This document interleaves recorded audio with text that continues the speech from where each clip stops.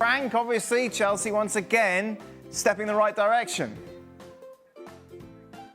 Yes, definitely. I was very impressed with the forward players and all the players who came on because there were many substitutions. We have to say that Bayer Leverkusen weren't impressive, that's for sure. And I'm very worried for that beautiful team from last season and the season before. But Chelsea, did very well. The pace that they have when they get the ball in transition, it's pretty amazing and threatening for the future game that they're going to play against the others, because I mean they go fast, they're very effective, and if Estêvão, Neto, Palmer, and some others, of course João Pedro, are fit, they're going to create trouble. So that's for sure for any defense. After, they weren't too much experienced, I would say, at the back. So let's see how it works. But offensively, you know, I'm very positive and very looking forward to seeing how it works during the Premier League. Yeah, you say you're looking forward to the start of the season. For Estêvão, it's going to be fascinating, won't it, Ali, to see how he adapts. Well, it's really interesting to see the role of Estêvão and how it changed from the first to the second half. In the first half, dynamic down that right-hand side, and every time that he was going after the defenders, whenever he was going outside or inside, you felt like something was about to happen. And you have to remind yourself that he's 18 years old, that we thought, well, maybe is he ready, is he not ready?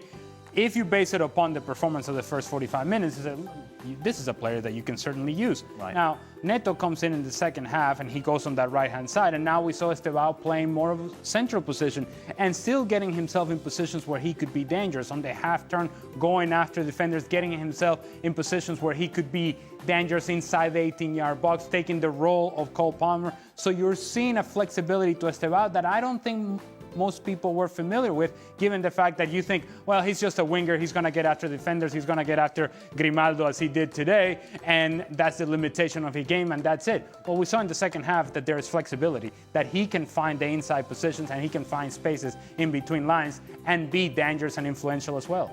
Chelsea, of course, need attackers desperately, Stevie. Garnacho, the latest one they've been linked to. I don't understand it. I mean, we've just heard Frank and Ali talking about all of these forward players, and you're thinking, how are they all going to fit in with each other? How's Garnacho going to fit in? Yeah. And I wouldn't take Garnacho ahead of any of them.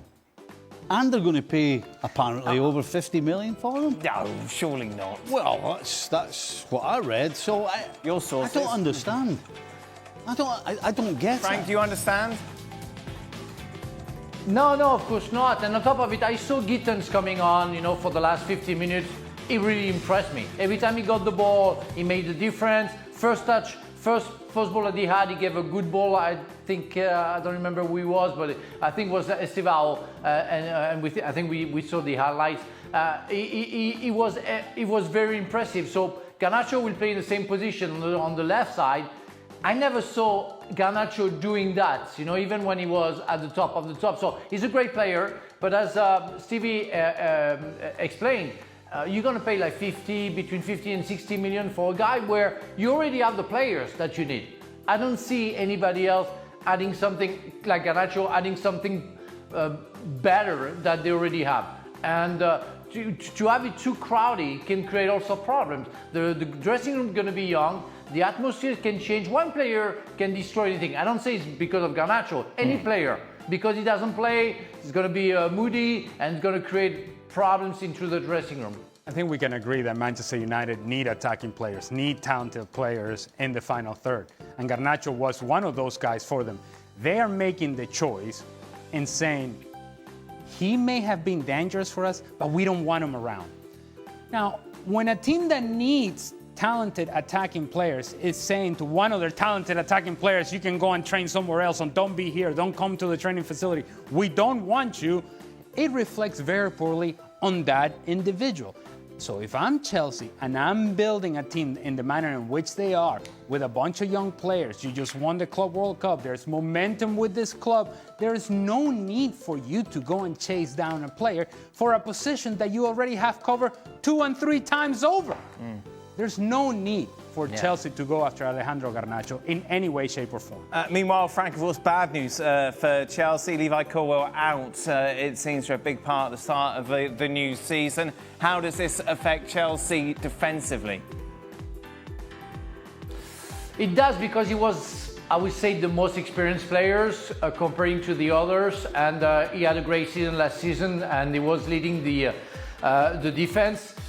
But I want to believe that players like Trevor Chalobah and Tosin Adarabioyo can do the job, helped by the others who can come on. But yeah, it's a big blow. Because Colwill have proven that he's a real talented player, and he can have a bright future. But it is what it is, and you have to work with that. But Chalobah has been called back from Crystal Palace last season and did very well until the rest of the season. With him and Tosin can do the job. So I'm worried, but it's going to be okay, I think.